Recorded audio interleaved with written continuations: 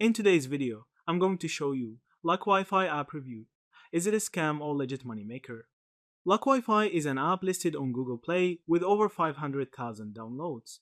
In here in Google Play, the app describes itself as a tool that combines network utilities, speed tests, Wi-Fi diagnostics, network overview with interactive reward tasks like mini-games or watching ads that presumably earn you coins or in-app currency. Users report that the app is heavy on advertising, and to earn even small coin amounts, you need to watch many videos or participate in repetitive tasks. One review, My Room is My Office, says that the coin to dollar conversion is extremely unfavorable.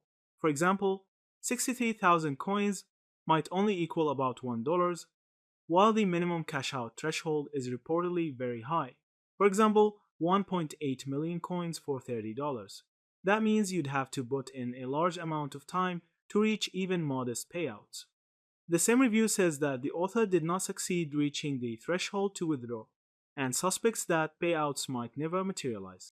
There is at least one video claiming to show a user receiving a payment via PayPal from Luck Wi-Fi, suggesting proof of payout.